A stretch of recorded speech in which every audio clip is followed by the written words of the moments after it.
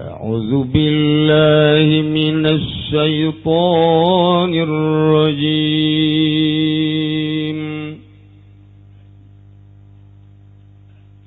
بسم الله الرحمن الرحيم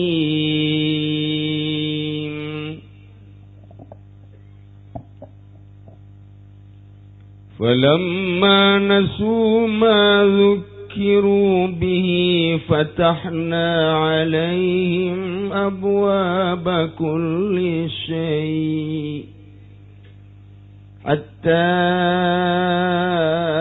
إذا فرحوا بما أوتوا أخذناهم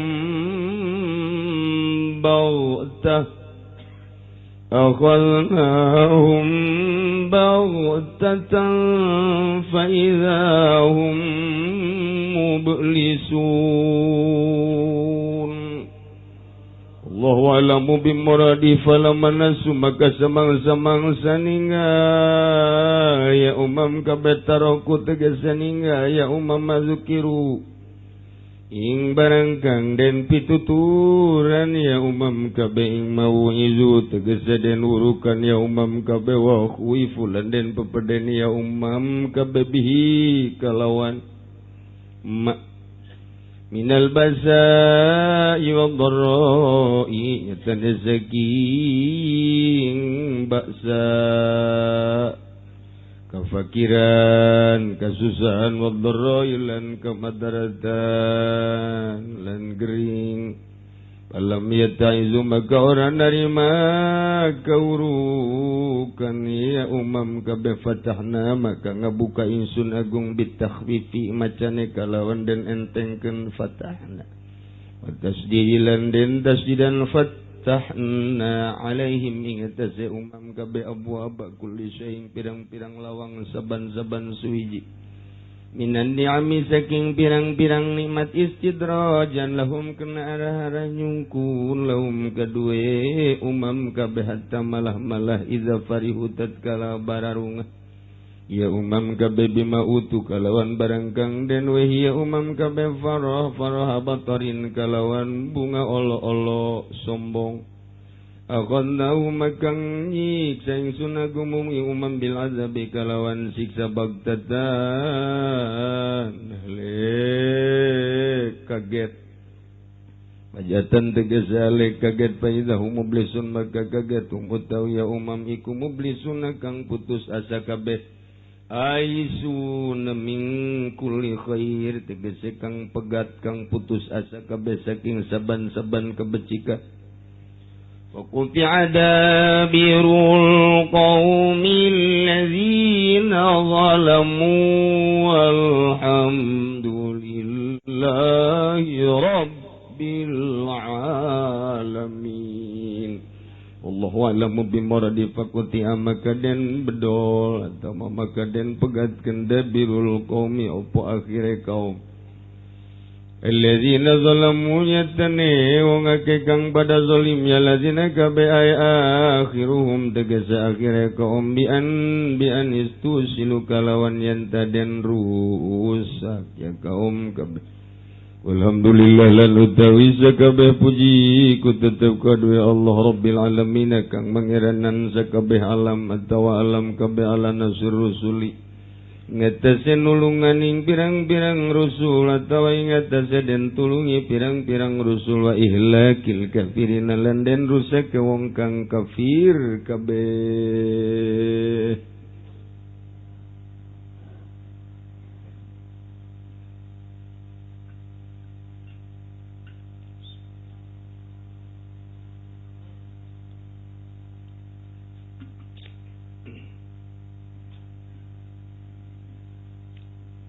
Ayat ieu terakhir nyaritakeun tentang kabangkawarahanana akhlak-akhlak kafirin.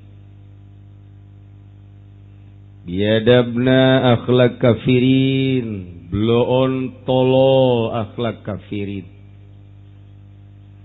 Diajak ku Gusti Rasul ngimankeun Khalik Allah jeung ngajak iman kadirina sebagai Rasul Allah nyana endahan teu percaya, lain sakadar teu percaya bahkan manehanana ngalelewe, lain sakadar ngalelewe tapi bahkan merangan ka Kangjeng Nabi Muhammad sallallahu alaihi wasallam.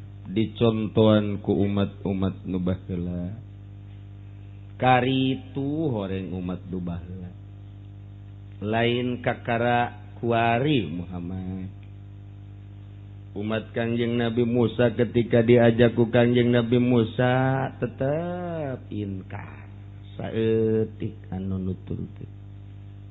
Umat Kangjeng Nabi Isa sate acan anjeun Muhammad sarua bahkan Kangjeng Nabi Isa na dek dibunuh. Jadi ulah kaget Muhammad sarua nu bara heula ge kitu bae tah mimiti ku Kangjeng Nabi diajak sasamara ngajak belah dia jelas-jelasan fasda bima tu'mar. Kau belah dieuna terus Kangjeng Nabi dakwah tetapi para kafirin anu ku Gusti Allah hatekna geus dicap boro-boro milu kahdanan ku milu merangan dari Kangjeng sampai perang jeung Kangjeng. Lantaran ti baheulana kos kitu atuh terus datang ka kuari. Ulah kaget lamun tangkorak Yahudi terus-terusan menjajah umat-umat Islam. Satungtung urang kuari bae ge salila hirup teu eureun-eureun urang ngadenge perang teh. Teu eureun ngadenge perang geus mah Irak, kemudian ke Libya, kemudian baheula memehna Ethiopia terus teu eureun-eureun. Bahkan rencanana terus bae Amerika mah. Sebabnya nama jualan senjata kabelah dieuna tina awal jualan senjata lantaran geus ngarasa jadi raja di dunia, ieu terus kana agama. Kuari geus mengarah ke agama. Entak sing hade, urang teh sing hade kuari mah geus kudu siap-siap. Ciku lagi geus kudu diturun-turunkeun ku aki-aki baheula teh naon buli-buli sagala nu garitu. Bangsa besi-besi nu baheula urut merangan Belanda teh guru disiap-siapkeun deui ku ari teh lantaran ieu mah geus lah tinggal mencet doang ngejegur ngan beda cara perangna. Baheula mah perang teh bener-bener medan perang. Atuh kuari mah teu pugu jajanna mah di luhur bahkan kapal tanpa awak. Perang teh ngan saukur kapal bae mamawa bom roket eueuh jelemaan di luhurna ditembak salah teu ditembak salapan ku urang. Urang paling nyingkir kapal. Paling urang markas-markas geus dibuat ku di Indonesia direncanakeun markas. Non gitu ngaranna kitu prajurit tentara Amerika di jantung kota Jakarta. Cihi ulah dikira geus mengarah ieu teh. Ya Allah, ya Rabb. Geus tinggalnya masang satelit, masang kieu mana Cikupa. So, oh iya, Citra ini mana Bojong. Ah, iya. Mana Sepatan? Oh, iya. Cilongok ulah. Aduh. Lain lalagan tak kitu jasa. Kitu jasa karena aku hari. Kitu jasa. Masya Allah. Lantaran Kangjeng Nabi dakwah, Kangjeng Nabi ngajak, dilelewe ku kafir teh. Lain sakadar dilelewe dijebian, dianiaya Kangjeng Nabi teh. Nah, ditegor kapan ku Gusti Allah teh, tegoranana melalui ba'sa wa dharra. Paila. Dipailakeun teh lain sakadar sapail-pailana. Urang mangan sakadar jaritakeun ieu mah kejadian alam jadi paila model kieu tegoran ti Gusti Allah baik secara keseluruhan maupun perorangan. Padahal subur tapi saurang ieu kok jadi paila ditegor ku Gusti Allah. Kamari mah wah usaha teh curcor ti dieu ti ditu. Kok kuari mah jadi madarat jasa boro-boro boga kendaraan imah mewah dahar ge hese jasa ditegor ku Gusti Allah bil ba'sa. Ditegur ku Gusti Allah melalui gempa, melalui angin beliun, melalui tsunami. Ditegur ku Gusti Allah wa dharra, penyakit-penyakit, gering baik keseluruhan maupun perorangan baheula mah urang mun ngadenge nu setruk kelas menteri, kelas pejabat, kelas gubernur, kelas bupati setruk teh kos karena itu kuari mah orok 2 bulan setruk. Mikiran naon tuh nyana? Kapan orok, kapan setruk mah itu tina pemikiran. Setruk mah tidak pemikiran. Lantaran teu mahi nu kudu dipikir anak-anak otakna, mudah setruk. Ya orok pikiran naon nyana? Apa pikiran bapakna sering naik deui? Jadi puyeng meureun nyana. Tah eta orok setruk masyaallah karim. Hese geus caritakeunana. Tarolah nu geus boga pikiran mah nyana teh geus teu mahi budak kuari lalajo. Tina TV, tina internet dan lain sebagainya kahayangna leuwih gede tibatan pelaksanaan anak bisa jadi tersetruk. Budak leutik ya lantaran teu mahi di otakna. Kahayangnya nak terlalu bongsor, kaayaan metetet. Ya otomatis kan setruk. Pantes sama ai orok. Orok setruk. Masya Allah. Ini bawa ke Imagola, kenapa ini mbak? Ini menurut dokter setruk. Setruk? Mikirin apa ya? Tahu dah. Pada kayak bingung. Teguran ti Gusti Allah. Lain anak si mbak jeung si emas bae. Di Jakarta anak-anak pejabat nu setruk loba jasa, anak jelema gede setruk loba jasa, ulah dikira sebagai pengusaha besar mulus henteu loba panyakitan sarua bae. Teguran ti Gusti Allah. Secara umumna setruk, secara khusus-khususna ieu panyakit-panyakit nu lainna. Ieu geus ditegur ieu ku Gusti Allah. Tah tetep bae. Ditegur kitu teh moal sikene buang ka waras keneh bae. Pas diurang di Indonesia, tegur ku tsunami. Saminggu jelema henteu ka diskotikna. Deres tah begitu tsunami Aceh neuleuh mayat. Oh, ambalaya. Dipermasalahkan cara mandi anak-anak. Gus Dur langsung nyarita di televisi secara nasional, secara internasional. Darurat, bereskan. Guys, oh nu ngomong kabeh 200.000 atuh bayangkeun dina waktu anu sarua. Da kumaha ngurusan anak tuh. Mandi anak aku mah digubiak bae geus atuh. Eta paling kubur bae geus. Darurat sanu sedengkeun ka ditu teh ka Medan teu bisa iwati tentara-tentara kendaraanana darurat. Kapalnya teh bisa kaditu teh hanya beberapa lah.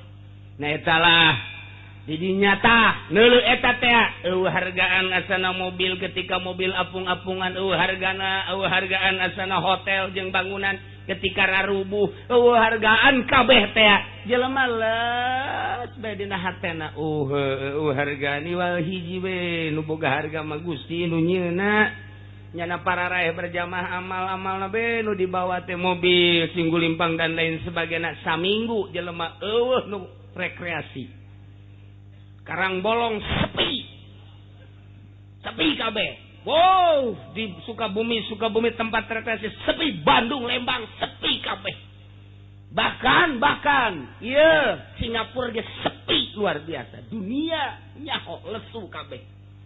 Hotel kabeh. Nah, diskotik naik klub kabeh sararapi.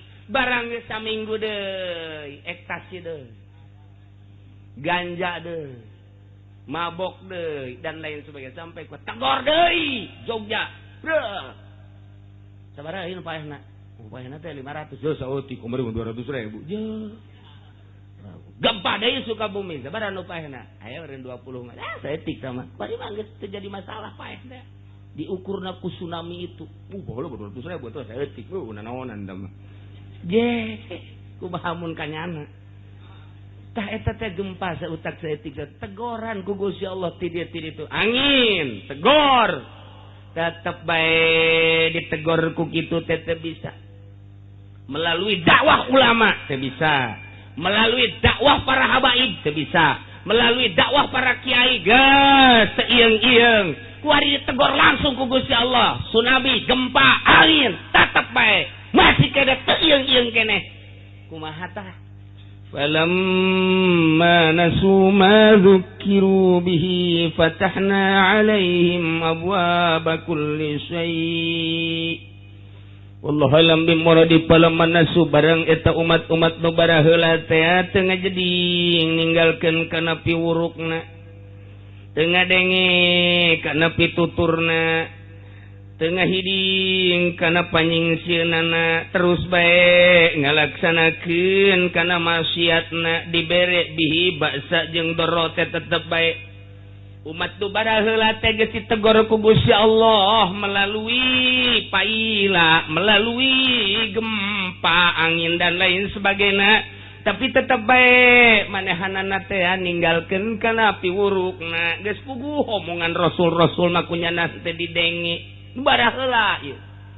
Umat tu baraheula zaman memeh Kangjeng Nabi teh didakwahanana tetep bae nyangkal ka para rasul jeung para nabina. Tah ieu teh langsung ku Gusti Allah ditegor melalui basa iwadoro, tapi nyada tetep bae teu jadi terus bae inkar, kafir, maksiat. Kubahata ujung-ujungna dia geus beak pola, beak tekah, geus kabeh dikerahkeun rasul ngerahkeun dakwahna. Teu bisa ku Gusti Allah langsung ditegor, tetep bae kumata bakalna. Fatahna alaihim abwaaba kulli syai'. Cek Allah geus ku ari mah ku aing disuburkeun, dibuka ku ari mah lawang-lawang seluruh perkara tina berbagai kanikmatan-kanikmatan. Walah dibuka ku ari mah naon bae jadi duit. Cai jadi duit, minyak jadi duit, bensin jadi duit. Kabeh ku ari mah jadi duit. Di samping eta teh limbah-limbah ge jadi duit boro-boro, limbah-limbah anu guna nu teu guna ge ku ari mah dibeuleum jadi duit. Kabeh nu teh jadi duit. Atuh akibatna malalah mur jelema teh. Tanah dijualan, gunung dijualan, segala rupa dijualan. Zaman baheula teh kos kitu. Tangkal kayu dijualan, gunung dijualan, kabeh perebut siapa menang.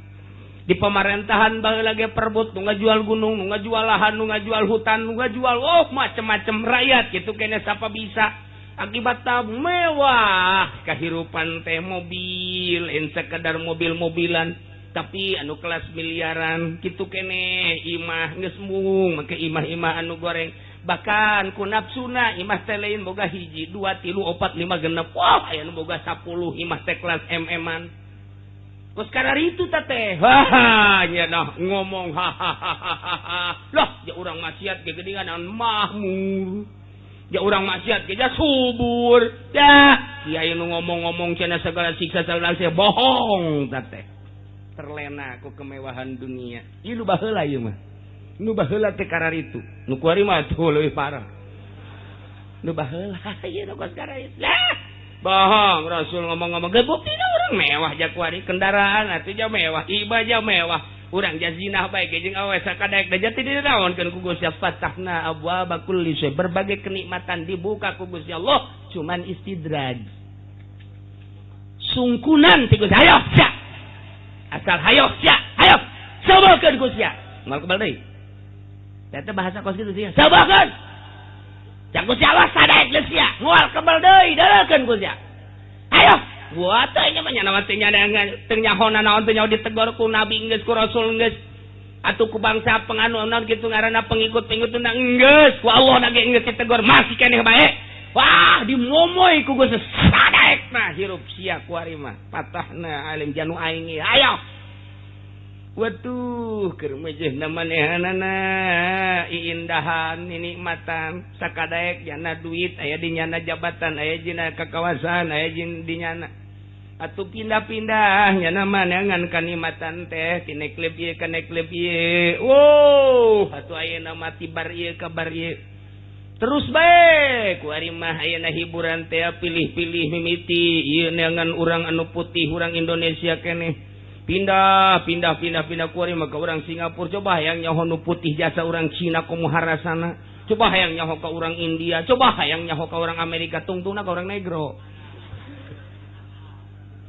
Pas diacak geus mabok ge kitu kene ti mimiti bir bintang terus datang ka kitu Joni datang ka teh macem-macem geus pokona berbagai minuman.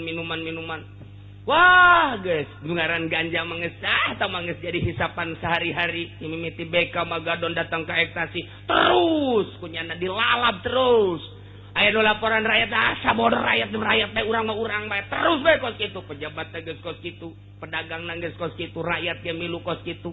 Diketos handapeun tangkal awi make anting gede jasa. Tangkal awi mana make anting mabok. Ngabok. Batur mah mabok teh keluar teh roti aya nama suag. Aduh Gusti Allah. Mabok ieu mah kabeh geus berjamaah. Ulah dikira teteh baheula ya baheula pejabat nomor rabok zararina judi. Pedagangna pemborongna kitu kene ahli ekonomi judi kabeh ge. Rakyat milu kabeh. Tinggal hanya beberapa persen nu cerik bae ka Gusti Yesus kunaon kieu-kieu teh. Keur bejeuna ngeuneunahan. Teu nyaho kaler kidur menikmati dunia.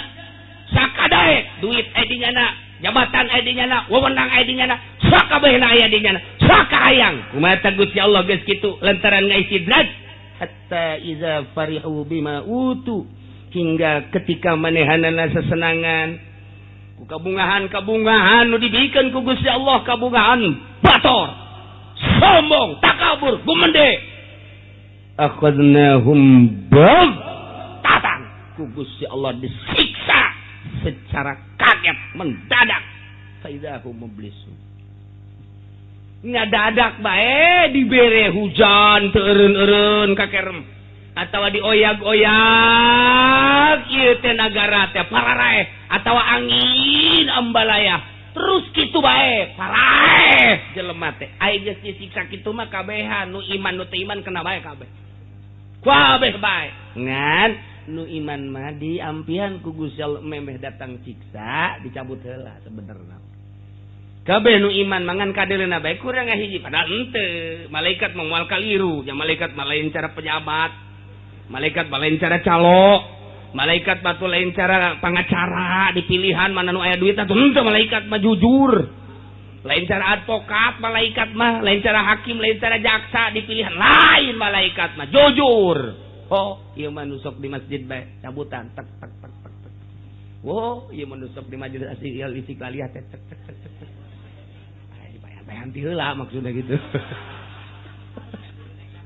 Disalamet tanu baheula teh kitu ngan kadeulina mah breg ngahiji akhadnahum baghtatan wa idzahum mublisun.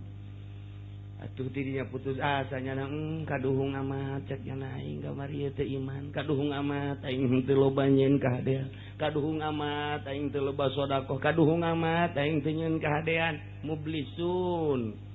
Hartina kaduhung kereta mah ayusuna min kulli khair. Masyaallah. Namantakit ba'dul ulama rahimallahu abdan tadabbaru hadhil ayat. Muga Allah nyaahkeun jeung ulas bae ka hamba anu mikir-mikir ka ayat ieu. Ayat ieu teh nyaritakeun umat nu baheula, tetapi ieu teh jag umat Kangjeng Nabi di zaman Kangjeng Nabi khususna umumna datang ka tahun 2012 kuari masih kan pikir coba ayat ieu. Mantak rahimallahu abdan tadabbar hadhil ayat. Nyaritakeun umat nu baheula padahal ieu teh jang kuari jang di zaman urang sing hade. Sing hade jasa sing hade tuh. Lamun tadi nyaritakeun umat nu baheula kuari dicaritakeun umat nu kuari di zaman Presiden SBY. Presiden Soeharto geus kaliwat. Luar biasa cak Gus Dur mah. Istimewana Presiden Soeharto teh hartina oh jasa-jasana wah loba. Ieu hebat. Gus Dur ngalem jasa ka Soeharto. Jasa Presiden Soeharto pembangunan Jakarta kurang kadeuleu. Timimiti hotel-hotelna dan lain sebagainya menjulang, jalan-jalanna ialah istimewa. Berbagai daerah provinsi-provinsi maju dicekal ku Soeharto. Jasana gede jasa, di samping gede jasa, gede dosa. Gus Dur mah kos gitu deh, tungtungna jore jasa. Atunya namanya nyahoeun dosana Soeharto, urang mah panteu nyaho. Urang mah teu nyaho mun jadi urang ditanya, "Ai Soeharto salahna naon sia?" Teu nyaho urang mah tuh. Nu nyaho nama orang mah hebat bagi Soeharto teh. Tapi pan kunyana mah kanyawan penyalahgunaan APBD, penyalahgunaan uang negara, penyalahgunaan atuh jangan mah nyaho. Boro-boro nyana aja ku lagi nyaho. Aturan ente bae nu teu nyaho mah. Kira orang ketos atuh. Tuh. Di zaman Soeharto bae penyalahgunaanana jeung korupsi teu komo kuari. Atuh nyaho jasa teu kudu SBY jadi negara urang mah atuh sapira Indonesia dicekelna ge ku eta. Uang masukna atuh jadi beritakeun sakitu, korupsina atuh janyaho, mun dibejakeun atuh janyaho. Korupsi ti mimiti si A si B si C catakan niun atuh janyaho kabeh ge. Atuh boro-boro nu handap nu luhur ge nya atuh komo di kabupaten. Sadanya ada ditutup-tutupan ge, emang teu nyaho kitu bahwa bupati korupsi itu janyaho. Atuh janyaho, bupati Tangerang, bupati Serang, bupati Pandeglang, atuh teu kudu ditutupan ta, Bas. Sanajan teu dibuka ke atuh janyaho. Jangan mah lain rahasia. Lain rahasia, jangan patur ge nyarahon korupsi eta sabenerna korupsi teh sabenerna mah eueuh nu ditutupan.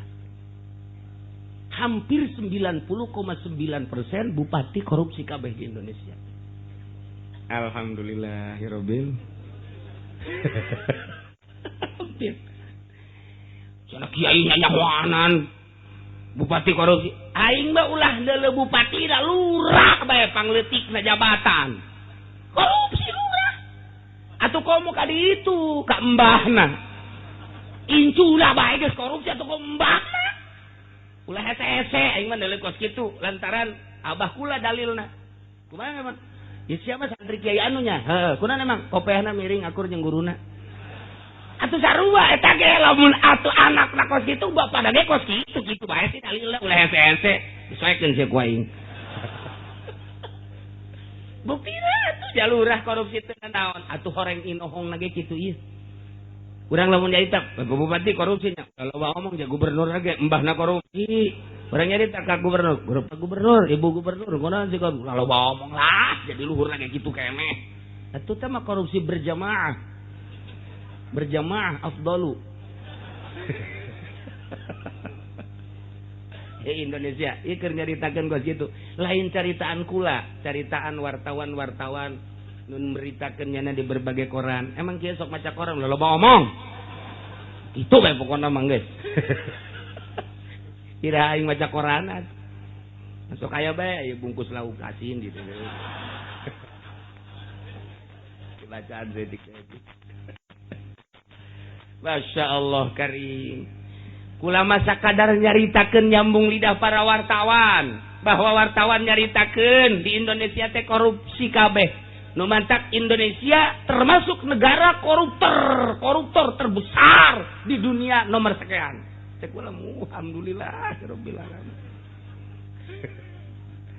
Ieu keur carita pejabatna. Keur carita lalaguan maksiatna di samping korupsi. Lalaguan mabokna emang kumaha gitu. Temuat di dia berbagai instansi laporan. Nyabaah ka Singapura, ngehenen di Singapura, menenangkan pikiran, mabok teh.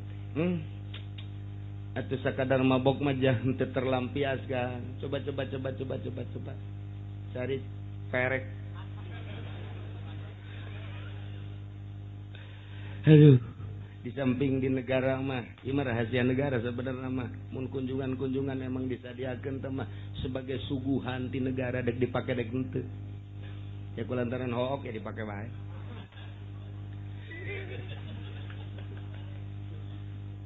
Masya Allah, marabok, zina, judi, judi. Nungaran anak Soeharto Tommy, judi kelas besar di dunia. Nyen tempat judi itu di Pulau Putri itu di Malaysia, nyen tempat judi kuari dek nyen tempat judi di Indonesia tuh ditutu di Pandeglang. Di Pandeglang di kitu naon ngaranna? Deket pantai. Dirinya kunyana dibeli tanahna dek dipersiapkeun jang judi. Untung aya salah satu menteri mau dicaritakeun ku kula menterina tidak tanda tangan. Gula dikira Tommy itu ya neangan deui ka Lampung, neangan tempat jang tempat perjudian. Nah, kuari geus siap lantaran nyana mendesak segera lintas jembatan Jawa Lampung segera dilaksanakan di modalan Kotomi kerjasama jeung gubernur nya nama lain dak naon akses judi di Lampung pikir tak otak sia ulah suraseri nginaheun cirang ge urang galapung nya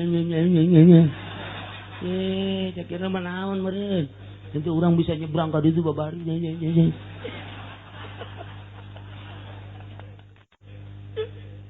tah pikir di Lampung bakal kumaha sebab di dieu teu ditandatangani di urang alhamdulillahirabbil alamin aturan di Pandeglang tempat judi gede-gedean di dinya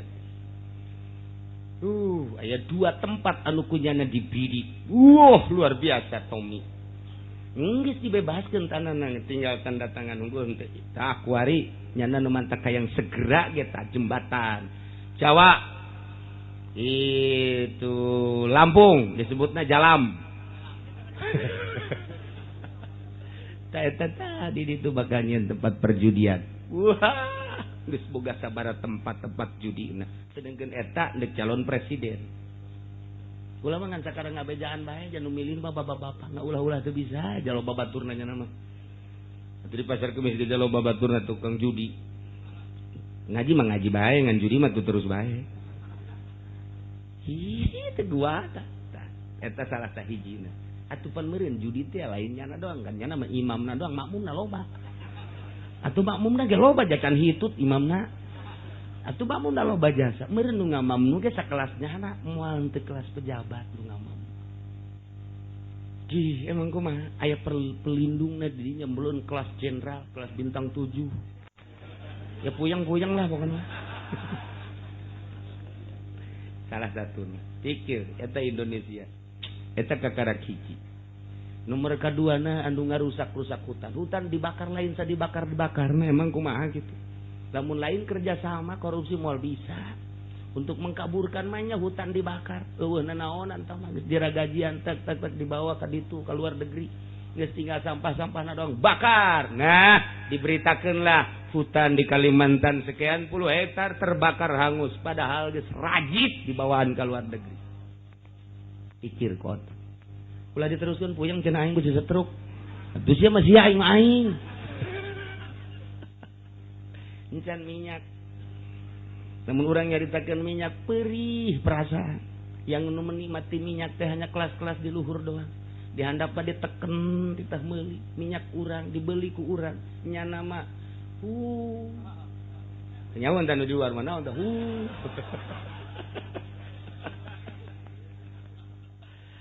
sedegen mun dicaritakeun jatah-jatahnya di luar negeri sabaraha nah geus sama Indonesia negeri tercinta menang nebus nyawa menang nyebus harta nyawa bapak kolot uyang urang bapak moyang urang sabaraha nu ditembakan sabaraha nu diseret kiai sabaraha anu dibelem para pejabat hanya untuk memerdekakan bangsa jeung negara Indonesia setelah alhamdulillah 17 Agustus merdeka dinikmati ku urang kuari rakyat kuari terjepit kumaha coba ayo nyana di ditu ganti deui mobil da singang sarta ini kumaha coba nah iya dinasehatan ku kiai geus lah jakuari mah Kangjeng Nabi na geus aya kiai nya nasehatan hati-hati kiai beli kiai ku Golkar dibeli nu tadina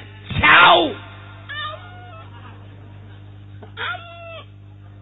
beli aya nu membangkang di zaman Soeharto nganasehatan pemerintah melalui nasihat-nasihat anu kadengena kumanehanana teu ngeunaheun tembak ceger Indonesia ulah disangka mayoritas Islam tapi keberadaanana di jerona leuwih jahat tibatan Yahudi sabaraha kiai anu kurang kadenge bae anu di panggung ditembak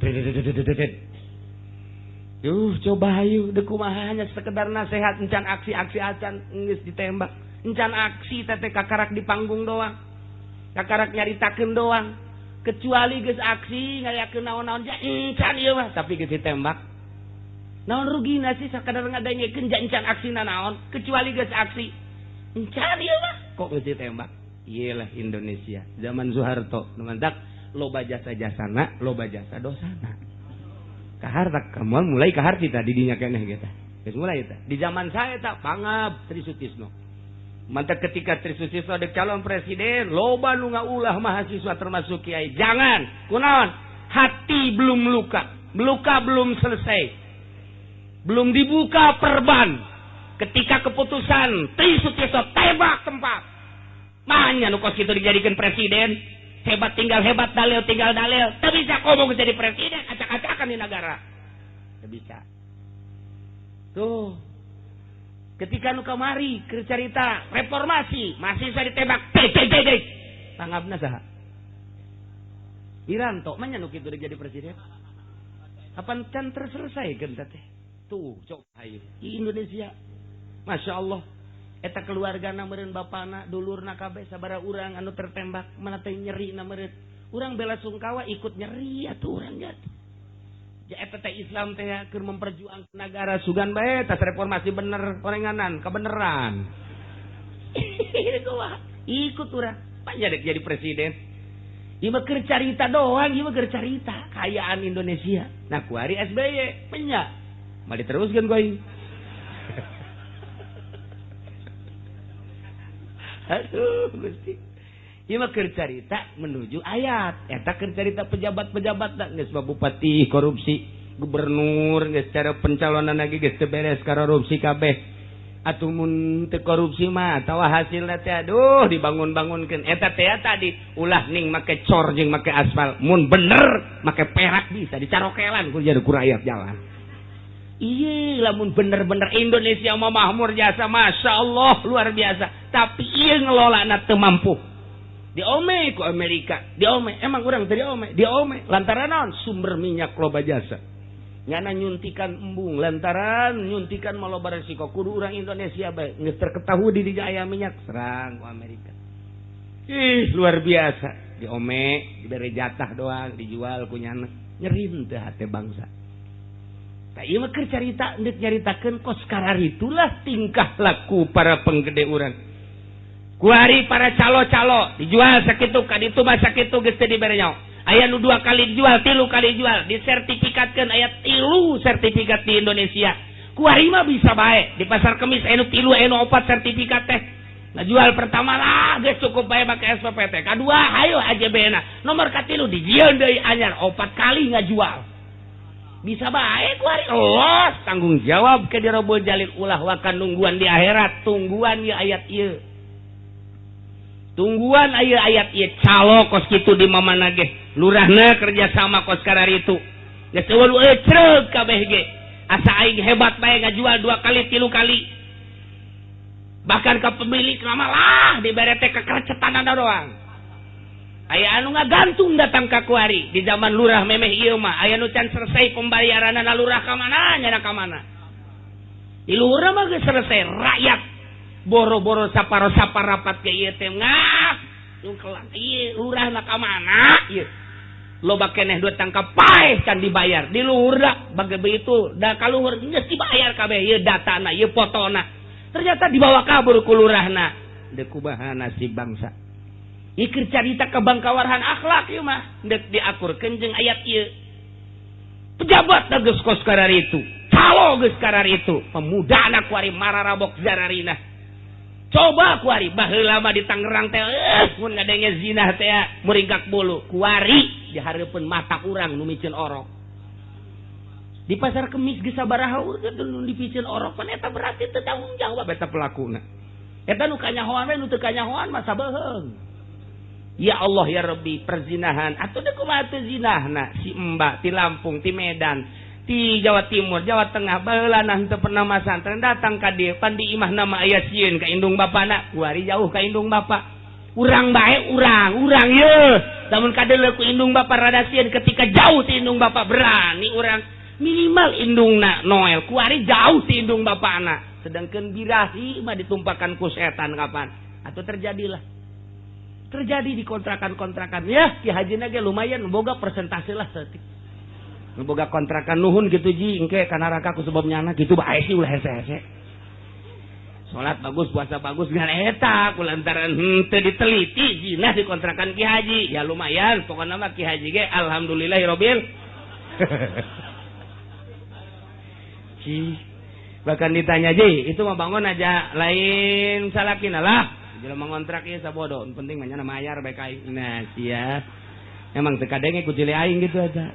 Emang urang mana cenah Kiai? Ulah loba omong sia pokona mah. Lain urang Cilongok mah kos kitu mah. Di Cilongok mah henteu. Teu beda. Rasakeun. Nah, kuari ti luhur geus kararitu. Kemudian di kelas pemborong geus kararitu, kelas calo geus kararitu, kelas pemuda kararitu. Kiai kuari kiai lain nyukseskeun agama, nyukseskeun sekupi, nyukseskeun apansa. Ieu kiai iring-iringan jeung Golkar jeung partai paneta ngacak. Kiai teh jeung organisasi nutup para ruguh. Kiai teh nyukseskeun kandidat. Encan puguh mawa ke agama pan beda arah. Kiai mah kita ngajakan ke agama, ari ieu mah pemerintah keur ngajakan ke arah iblis. Kunaon didukung atuh kiai? Kiai mah cukup bae, bedak ngadoakeun bae atuh, sing balalener bae. Ai kudu iring-iringan mah kudu SMS-an sing ada mun henteu awas ya ku aing. Awas ya ku aing. Aing geus terbebani ieu geus dibere sekupi aing geus.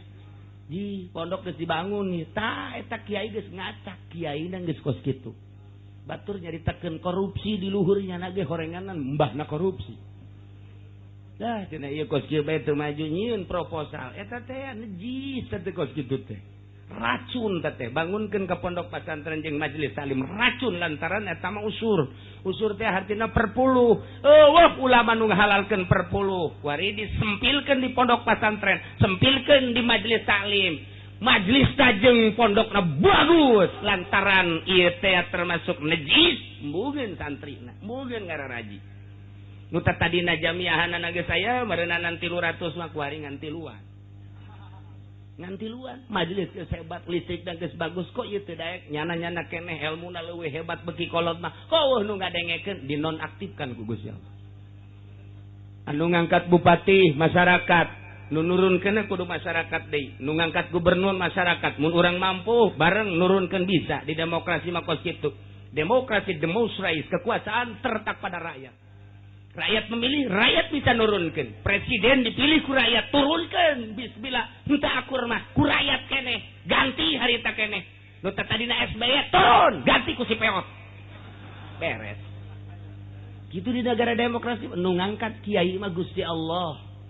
Cak Gusti Allah lantaran sia geus jadi tim sukses aing nyukseskeun ngahayukeun hukum-hukum aing melalui sapinah ria takrib diangkat ku aing batur kabeh nyebutkeun tad kemana tad menang nitah saha tangga ustad menang 2 tahun naik yai kemana yai menang saha tanang ngangkat Allah jelema hayang nyebut kiai bae kabelah dieuna mbah kemana mbah anom menang saha kabelah itu da abuya menang sangangkat tetap menang Allah jelema dibere suara rakyat adalah suara Tuhan ya Allah mah atuh melalui rakyat nah ngomong kiaikeun si eta kabeh ngiaikeun kuari ganti jadi tim sukses pilkada pilgub cak Allah pan ngacak kan kamari masa pina nu dibawa ku kuari jadi SMS-na lain gitu.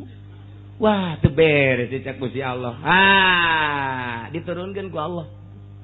Nu naiknakeun ku Gusti Allah, nu nurunkeun ku Gusti Allah. Apa rakyat kabeh nurunkeun ka kiaian eta? Henteu.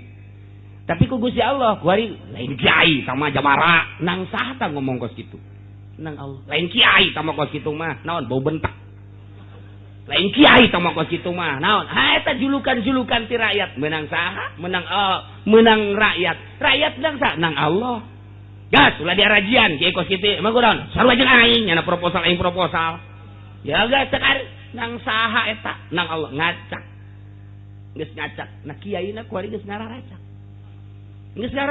tuh deuleu ku di Cisoka tuh deuleu di Belaraja tuh deuleu di Pasar Kemis tuh deuleu di Sepatan tuh deuleu kuari di Cipondoh tuh deuleu di Ciledug deuleu di Serang deuleu kiai kabeh lah cenah meureun Tangerang doang eto Banten doang coba kuari ka Bogor Alahadin Sawa coba ka ditu ka Cianjur ka Sukabumi sami bae Coba ka ditu ka Bandung, sami mawon. Arua. Coba ke Jawa, weh pada bae ge. Make ge aya mau kan merentah mah. Sarua. Ya Masya Allah karim. Ngacak berarti.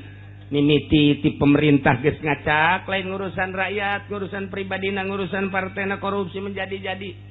Pemborongna geus ngacak, lain jak ngamahmurkeun, pengusaha geus ngacak, calo mah geus karuhan ngacak. Kabeh ngacak ka kiai-kiaina ngacak. Di nasehatan. Lah, nasihat tinggal tunggu tanggal main. Falamma nasu barang naringgalkeun umat-umat kabehan mazukiro kana tazkirahna wa izu wa khuifu mau'izohna ieu ne piwuruk ceramah nakunya geus teu didengekeun ditegor ku Gusti Allah melalui panas ditegor ku Gusti Allah melalui tsunami bihi bil basa'i wad dharra geus dibere tsunami Aceh, geus dibere tsunami Pangandaran, geus dibere angin beliun, geus dibere gempa-gempa erosi dan lain sebagainya. Tapi tetep bae falam yataizu henteu kana sehatan cak Allah ku sungut kiai geus nasehat teh sia teu ngajeding ku aing langsung dibere nasehat teh sia teu ngahidingas atuh kos kitu mafatahna alaihim abwaaba kulli syai' ku aing dibuka kamahmuran sok sakahayang sia wari luar biasa naon bae jadi duit baheula mah hayang WTS teh kudu ka ditu ka Jakarta teh ka kali naon kadang-kadang tuh sia nya hoja sapaan ya osok burung kali jodoh da geus eueuh pindah ku ari mah ka Tangerang kali sadane di kali sadane nadi oyak-oyak ku EH teu meunang pindah ku ari ka kawasan Pasar Kemis atuh nu mahmur mah urang Pasar Kemis cek urang Pasar Kemis teu kudu jauh horengan-nengan we di hareupeun mata ge aya alhamdulillahirabbil alamin murah deui 50.000 hutang Gusti Allah pancana kiai nya bae deuleu contona ku ari keur tahun baru. Zaman tahun baru kamari ieu tah di kawasan teh begitu dibersihan teh ya. Masya Allah kondom kondomnya dak leutik. Kondom ambalah bener kan sih?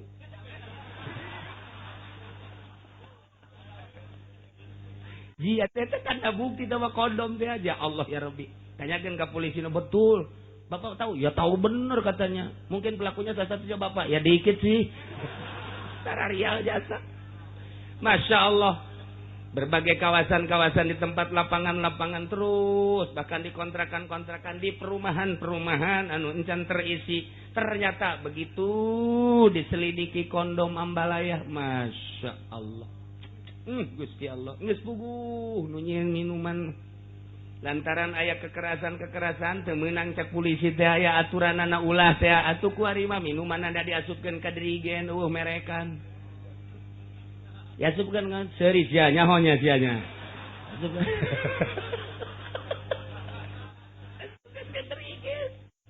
tarolol jasa Masya Allah meureun manan kitu ge aya nu nitahan di luhurna lah meureun ulah heseh teh aya mereka ditangkap ku polisi geus asupkeun ka dirigen bae ke di mana-mana aya razia bejakeun oli gitu aman Indonesia Masya Allah karim boh menjadi-jadi zina judi bae kudu dicaritakeun boro-boro judi anu beneran judi sangkilang main bola geus jadi judi ku ari nureuneuh jadi judi tolong teh nureuneuh teman-teman lalaki tahu mun lalaki sia menang apaan sa aing mun bikang aing nu menang tolol teh coba kan reuna bloon jasa Masya Allah ieu negara neuk jadi naon kiai nyaritakeun nasehatna geus teu didengekeun terus-terusan ditegur ku Allah geus teu didengekeun patahna alaihim abwaaba kulli syai mahmur luar biasa ngajual naon bae jadi duit hayang maksiat di hareupeun mata teu kudu hese-hese babaturan maksiat geus loba jasa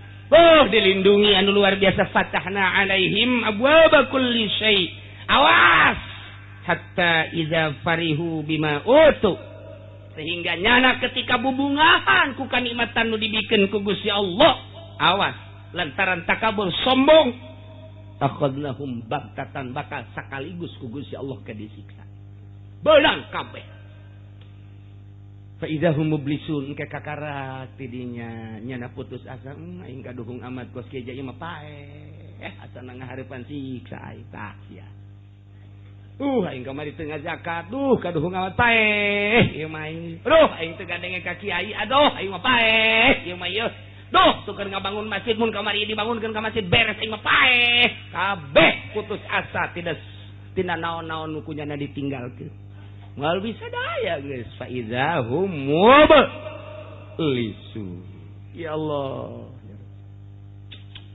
kos kitulah ieu kaayaan umat tiba heula wali bangkawarah jasa Amerika emang sumber bangkawarah sekedar kanyaho bae ieu bakal disiksa ke kabehan geus kumaha kitu lantaran kamari ieu mah kakara tokoh-tokoh Islam doang ieu pesanan-pesanan Amerika lain lalagaan di unggal negara tuh di organisasi anu jahat Amerika mesen bunuh pesanan Amerika bahkan ieu nu ditangkep ga pesanan Amerika lain lalagaan lantaran dideteksi ku Amerika saha aya nu bangun Indonesia boga kekuatan pesen ya Allah ya Rabbi Gusti inggis jasa ieu mah sakedar nyaho bae disaruakeun jeung ayat ieu bahayana kabehan urang ieu ulah dikira eta harta teh lain pesanan Amerika pesanan sarua bae lamun kukula dicaritakeun naon salahnya nyana atuh janya mah eta mah sakadar usaha transaksina di luar kenegaraan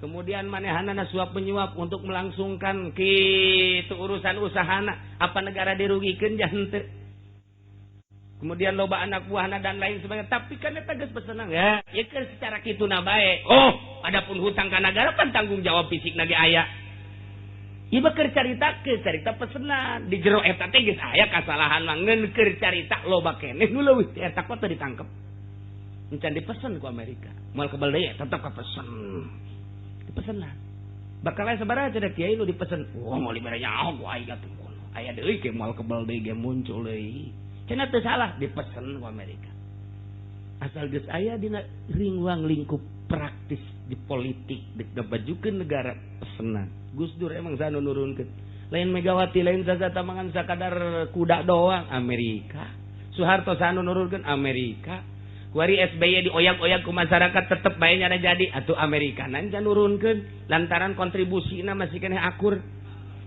ji negara urang geus lain negara Indonesia asli geus jadi negara Amerika nah ieu teh asing hade geus dinasehatan ku rektor ku dekan geus dinasehatan ieu teh ku para dosen mahasiswa bergerak kiai nu nyaho geus bergerak tapi masih keneh bae awas palamma nasu namun nyana ninggalkeun kana nasihat-nasihat para mahasiswa dosen ninggalkeun nasihat para kiai-kiai nu nyaho ditegor tetep bae awas sakedeung deui moal kebel deui dibuka ku Gusti Allah karas aku urang mahmurna awas sakedeung deui bakal akhadnahum baghtatan fa idahum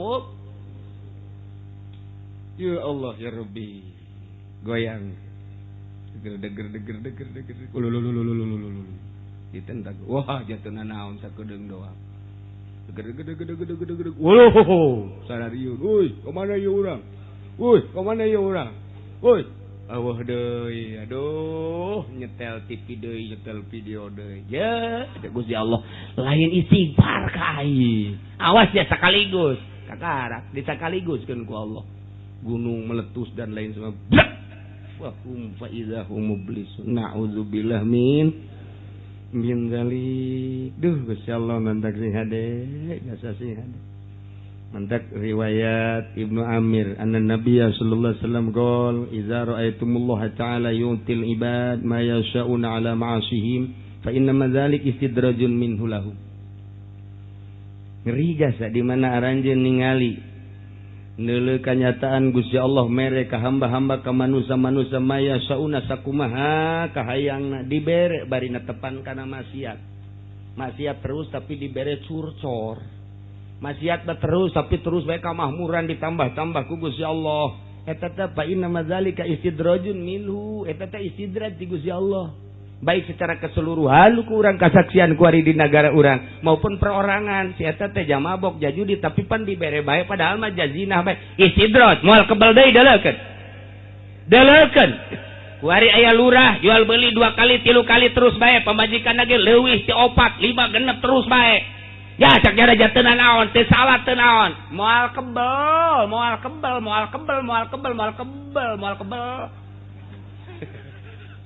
ya tuh tiga didelekeun bae kasaksian ge ku urang emang gua istidrat ti Gusti Allah lainnya anak nu belah kamar ieu ge contoh geus loba jasa contoh lurah nu garingkuk kuari geus teu daya teu upaya jangan buadeg jasa kuari eta mah moal kembal lain lurah bae kabeh jeung imam mamumna jeung mamumna moal kembal mun teu gegeuraan istighfar sia-sia ada ngamamum ka dinya di calo-calo moal kebal deulekeun geus rarangsadan calo nu tih heula ge kuari bawa teu boga sapeda kempes-kempes acan jaloba jasa boh kamari ieu mah mobilna nu mewah nu herang teh anu nyana tuh bangunan anu agreng teh anu nyana kuari anggeus lamun salah sing ada teh lamun salah aduh mantan camat anu baheulana istimewa jasa kerja di camat tanggung buadeg jasa nu teu bisa ditanya ku rakyatna kuari geus kolot tang ringkuk bae imah saya aya kendaraan teu gablek paes geus teu bisa teu boganan ibadah teu jaloba jasa camat teu kudu dicerong teu kudu diomongkeun ku kula teu kudu nya nyaraho mamang ge leuwih nyaho malah mah ya dulur mah amang pan camatna ge ye teu jaloba jasa eta teh istidraj sing hade tah eta kerja ditakeun batur kuari sing hade ka diri urang oh aing besi diistidrat bae lamun dibere kokocoran ku Gusti Allah harta loba jasa kemudian ieu aingna teu ibadah istidrat berarti lamun urang mah ibadah dikocoran nah ieu mah pangbubungah ti Gusti Allah nah nu mantek sing hade loba jasa berarti nu ku urang kadeuleu istidrat ti Gusti Allah teh mantek sing hade cikasan nyaritakeun wallahi ma ahadun minan nas basatallahu lahu fid dunya falam yakhaf ayakuna qad mukira lahu fiha illa kana qad naqasa amaluhu ajaza ra'yu aya hiji jelema ti manusia dijembarkeun ku Gusti Allah dunyana tapi teu sieun bahwa eta adalah tipuan ti Gusti Allah istidrat ti Gusti Allah berarti nya teh kurang amal jeung kurang pemikiran moal kebal deui bakal kena siksa ti Gusti Allah.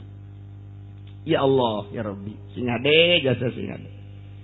Tinggal urang kuari nu cicing bae Kiai. Ustad sok kadatangan jelema nu kararitu pan. Kiai mah tuh datang bae aja paranti kokosen. Atuh paranti kokosen di pilkada datang ka Kiai geus jadi atuh jauhan Kiai kokosen ngaranna tinggal kotorna bae Kiai. Tengetkeun ku sia Kiai. Lah cenah Kiai uci geus atuh aing mah lain Kiai ja calo aing mah. Ya ada orang babarengan ya sing ada negara nu sejen mah kajian rusaknya asal udah Tangerang bae. Pancen rusak. Atuh geus rusak lain kajian rusak ya ta. Yeuh pugu Tangerang pangrusakna. Pangrusakna teh Tangerang ge lain lalagaan. Masyaallah karim. Ngajabreg ambalaya. Tah ku hari urang. Mun kadatangan jelema nu kitu kumaha? Ja osok kadatanganan. Hendak inget ka dongeng Kangjeng Nabi Musa. Kangjeng Nabi Musa diwahyuan ku Gusti Allah Musa. Idza ra'aital faqra muqbilan faqul marhaban bi syi'aris sholihin. Di mana anjeun neuleuh jelema fakir datang ka anjeun sambut marhaban bi syi'aris sholihin. Sambut. Mun aya jelema fakir komo ahli ibadah sambut ku anjeun eta teh anjeun teh keur kadatangan syi'aris sholihin. Coba Kiai aya nu nyambut nu fakir. Namun aya kiai na keur ngedeng we gitu. Waalaikum. Ka pamajikan saya teh coba. Tah. Eta mah tetangga anu miskin teh bejakeun keur istirahat.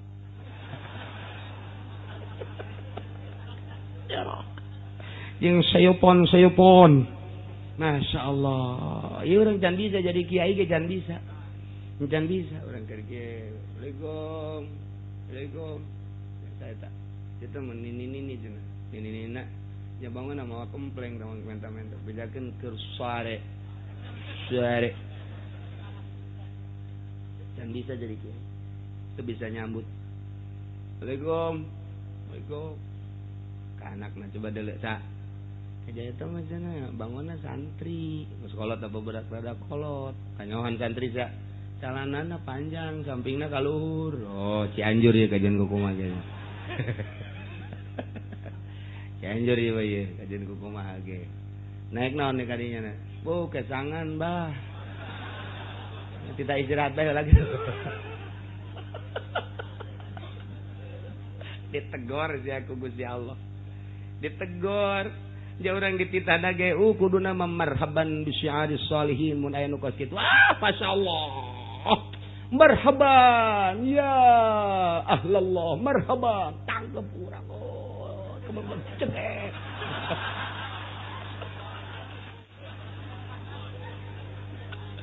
Aduh, eta jasa hirup. Sebab kiai mah keur didelekeun ku Allah, kiai mah. Sebab dibere ilmu titip aing ilmu ka sia kiai. Sia meunang ngadapang nang nangkup di pondok pesantren 15 tahun gunakeun ku ari keur didelekeun mantap ulama Inggris jasa ge. Keur didelekeun sia ka mana hate sia coba ketika datang mantap kiai mah kiai mah macem-macem nu datang teh ti mimiti nu waras eta kan nu enana ya. Aya kayak kiai mah datang wedan maju sekali nu datang rombongan wedan. Masyaallah ieu kumaha menyikapina awas keur didelekeun ku Gusti Allah. Je mangkumaha eta teh utusan Allah. Nek dikumahakeun ieu tah eta. Datang timiti nu susah kuduna mah marhaban sambut. Duh nu miskin mah datang cari gitu. Cai minumna gelek. Oh kurang kena tambah. Sak anu pelayana santri geus eueuh deui nyetai teh mah cai sumur.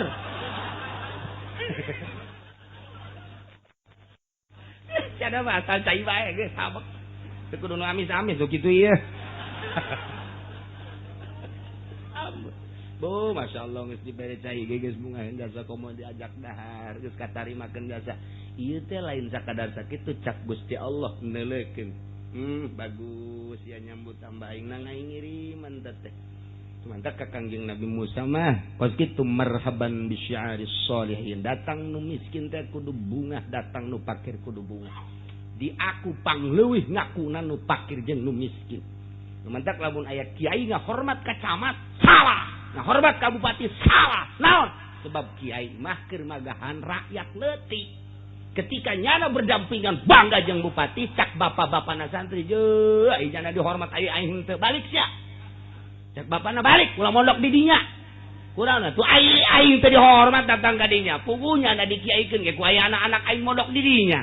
Nyana na teu hormat ka aing, puna aing mah kesangan bae ka dieu pan. Leumpang naik ojek.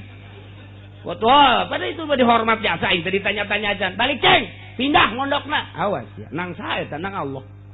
Salah ngacak ya kiaina. Pugunya nama magahan ge rakyat leutik. Alik beja berbah ya bagan ceng. Ya eueuh coba anak camat nu mondok. Anak camat nu mondok, anak bupati nu atuh anak itu biasa bae atuh. Ja urang dikiaikeun so teh ku rakyat. Kudu leutik, beja berbah aba, teh jaberta bata, beja berbah teh jaberta bata. Nim jaberta tama jalan mata, sinjaresi ajuran mata sia.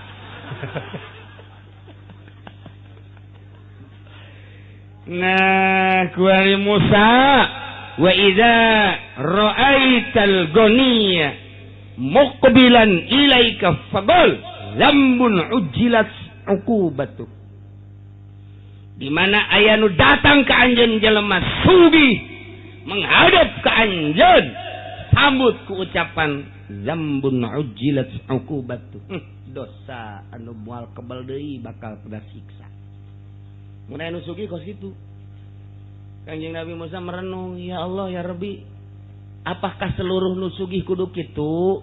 Ucapkeun nama kitu, ngan haju deketan coba nu sugih Musa. Baik di kalangan pemerintah maupun di kalangan rakyat mun aya nu sugih deketan. Geus dideketan kumaha? Ajak coba titah nangtungkeun syiar sholihin sareng pakir. Lamun pakir dan janjeurkeun agama ku syiar sholihin ku pakirna. Lamun sugih ajak titah nanjeurkeun syiar sholihin ku sugihna. Ajak deketan ku maneh. Geus dideketan dipentet titah meulikeun mobil. Ulah. Eta nu salah teh kos kitu. Aya kunaon tuh? Ajak coba ngabangun masjid. Mun daekeun teruskeun babaturanana. Ajak coba ngabangun pondok pesantren. Mun daekeun terus babaturanana. Musa ajak coba ngabangun syiar-syiar agama aing. Majelis taklim mundaekeun terus. Mun nyana teu daekeun, ulah dibaturan tama atuh. Berarti ngan pamer doang hartana. Tah eta di zaman Kangjeng Nabi Musa dibere wahyu model kos kitu. Tah eta teh dibejakeun ka Kangjeng Nabi Muhammad tiru ku urang. Kuari lamun aya datang bupati sambut ku urang. Zambun ujilat ukubatu. Wah, Bapak Bupati, dosa yang tidak akan lama lagi akan disiksa. Iya, Cak Bupati teh. Tenang dulu. Ini mah bahasa dari Allah. Ini bahasa dari Allah, bukan dari saya. Saya hanya menyambung lidah. Balik aing Cak Jana. Keke heula ih. Terus dibalik masuk perwita ih, sakumaha perawan. Deketan ke orang Bupati, coba ajak, Pak, ya. Di kampung saya lagi ngebangun masjid. Ukurannya sekitar 40x40. Nah ini sekarang lagi dibangun, mau ngecor baru 40%. Sekarang mau ngecor. Kalau Bapak berkenan untuk menyumbang, nah ini saya harapkan sumbangan dari Bapak. Mah Bupati nak, dari uang saya. Nih, deketan tak Bupati kos gitu. Deketan tak. Lamun Cak Bupati nanti tunggu APBD dulu. Jauhan tak Bupati kos gitu. Jauhan tak. Mana kenang-kenangan Bupati di Tangerang ngabangun masjid, mana? Tinggal situ baik. Mana kenang-kenangan Pak Bupati pribadi nu ngabangun masjid taklim, kitu bae. Mun nyana bagus deketan, mun nyana henteu jauhan. Lain cak sungut kula, cak sungut Allah. Kula mah ngabedakeun doa. Lain di Tangerang mah Serang. Lain di Serang mah Pandeglang. Ieu mah sakadar nyaho bae da moal ieu. Ngaji eta urang ngaranna. Eta keur carita bupati, gubernur dan lain sebagainya. Ulah ti APBD ti dirina geus sugih. Tah kuari pengusaha datang ka urang. Oh, nyaritakeun nya. Batu bara punya saya. Batu bantar punya saya juga. Waduh, geus pakaranya sih buka batu bantar Serang meureun kadinya. Kabeh nu nyana kabeh. Wah, berarti pengusaha luar biasa. Saya beli alat beratnya langsung dari Jepang. Saya turunkan ke sana. Kerja sama saya dengan pemerintah dan gubernur di sana. Wah, luar biasa. Alhamdulillah. Yang ini yang di sana dikirim ke Australia, yang di sana dikirim ke Amerika, yang di sana dikirim tuh ke situ tuh ke Maluku untuk ke itu PTU itu saya punya itu. Alhamdulillahirabbil alamin.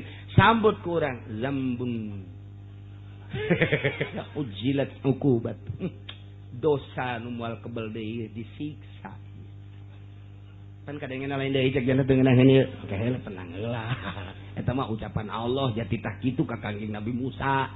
Lamun nu susah, aya nu susah, aya kiai susah, aya ustaz susah. Di kiai-kiai mah geus bae sambut tah Musa, cak Gusti Allah marhaban bi syi'aris sholihin. Mun aya kiai nu mana bae ti mana bae geus bae sambut. Bahasana eta kos kitu tah bahasana marhaban bi syi'aris sholihin. Sono urang ngobrol hayu urang. Nah eta jeung ahli-ahli agama jeung nu susah kararitu. Mun nu sugih bahasana omongkeun zambun ujilat uqubat. Sia aing kana naon geus diomong kos kitu. Mun paeh wal kebel ieu kahisab ban. Dunia mahalaluha hisabun wa haramuha ikabun. Yaqabun moal kebal mun bapa paeh kahisab kanjen kumaha ge. Jalain cak kula jak Nabi tama. Kula mangan nyaritakeun doang. Kula loba omong ieu motor bae moal teh di motor. Begitu di bere motor, marhaban bisyari solih. Weh, tolol. Datang nu sugih mah luar biasa anu susah diantepkeun. Ieu kiai Bangkawarah anu kos. Aju kudu kumaha? Nah, kuari pengusaha degetan kurang, degetan teh ulah hayang jang diri sorangan. Jadi diri sorangan mah geus dijamin ku Gusti Allah, dahar nginum engke ge aya bae nu mawan cucurut bakal nangkep. Ulah sieun beurit marawan ka dinya, ucing marawan ka dinya. Ye, atuh tah mah geus pokona kitu bae geus di Gusti Allah. Allah Maha Kawasa, jelema nganang karak bae. Dah, cak Gusti Allah nu mere, atuh maung pun mang mawakeun ka dinya roti. Dijejelan ge ku maung. Masyaallah, ulah sieun-sieun. Atuh komo urang loba jelema. Meureunanan mau ngarupa anak urang. Ku anak urang, padahal mah maung eta. Kan emang maung nya sok ngakolan bapak. Sok menta maksa eta maung ngaranna. Deketan, ajak Musa cek Gusti Allah. Yuk, ngenteng menang ngomong, teu kudu ngomong. Ajak ke masjid, ajak ke majelis taklim, ajak ke pondok pesantren mun nya nah aja ngomong. layak ya dibangun siap kula ngabangun deketan tan nusugih sebab eta nusugih ge termasuk kana syiarus sholihin. Tinggal kuari mah bergerak na di syiarus sholihin apa henteu nu susah mah bergerak teh ngun kasusahanana bae nya mah geus boga tanda syiarus sholihin. Tapi ieu ya nusugih ti mimiti pejabat, pemborong, pengusaha dan lain sebagainya. Nyana aya eueuh arah ka dinya, satungtung aya baturan, satungtung eueuh cuekeun bae mah tak naon sih. Eta kos gitu tetep bisa tak kiai teh hook lumayanan aya di samsuan eta asal geus kos kitu bae ditegor ku Allah hei sia mah lain titah kitu titah nyukseskeun agama lain haju hayang barang batur tanta mah sugi-sugi batur kunaon sia haju hayang engke lamun sia hayang ketika nyana teu meres sia bendu atuh kunaon ngabenduan dia eta menu nyana tah eta kos kitu nasihat ka Kangjeng Nabi Musa alaihis salam masyaallah awas nalika urang engke ku Gusti Allah ditegor terakhir keur bubungahan beunang kabeh bakal nafaizahum mub